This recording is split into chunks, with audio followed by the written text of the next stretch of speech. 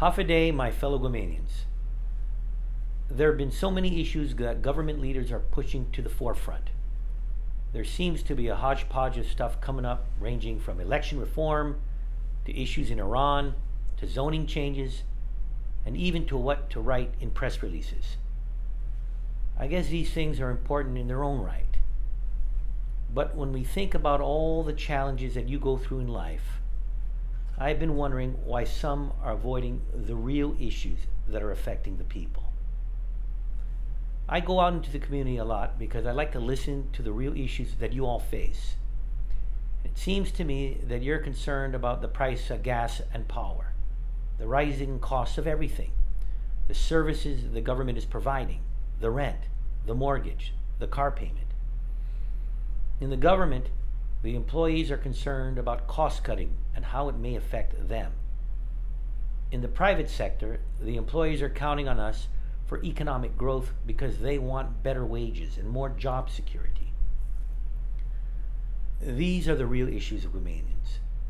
These are the issues that affect their livelihood and their families.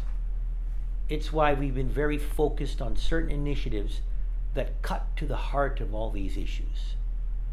First and foremost is getting the government's finances in order so that we can pay your tax refunds.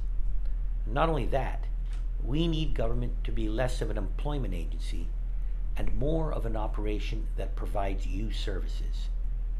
And it means cutting the spending that all happens so we can afford things like school buses, classrooms, competitive teacher pay, police cars and bulletproof vests, and medicine for the sick, and care for the elderly and the disabled.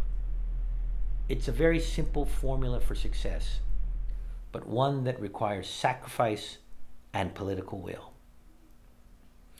When we consider the condition of our people, a third of whom are recipients of public assistance, people who are living in poverty, we come to realize that they need a break. Our citizenry needs a break. This is why we embarked on critical short-term initiatives.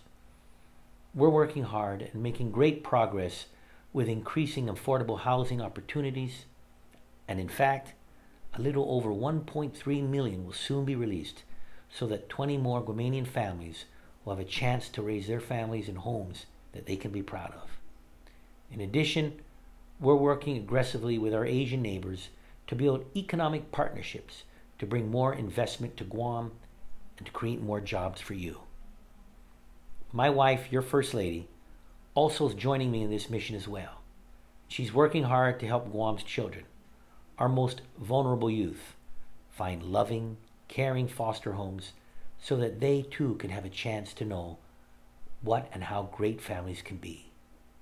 And on top of that, she's taking early learning initiatives to the next level, helping young children succeed at an early age.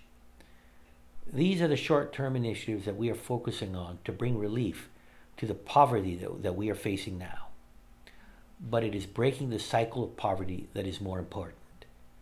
Every little bit towards the achievement of the Guamanian dream will count. And that Guamanian dream is something very powerful. There are Guamanians who took what opportunity they had. They mixed it with their God-given talent, and they worked hard to achieve their dreams. Last year, when I was in China, the National Governors Association paid for me to stay in the beautiful Shangri-La Hotel. And when I was there, an excited young man came to greet me. He said that his name was Ryan Sablon de la Falza, and that he's from Guam. And he was introduced to me as a chef de cuisine of the hotel, the head chef in the most prestigious hotel in all of China. Now, Ryan graduated from GW High, then went through GCC's culinary program at the time. From there, he followed his dreams of being a chef, and he worked hard and made his way up the ladder. And he made something for himself. And in the midst of it, he made us all very proud. And you can see Ryan in this video, because he came back to Guam last week and paid a visit to my office. Ryan's dream come true is every young Guamanian's ticket out of poverty. Education is opportunity.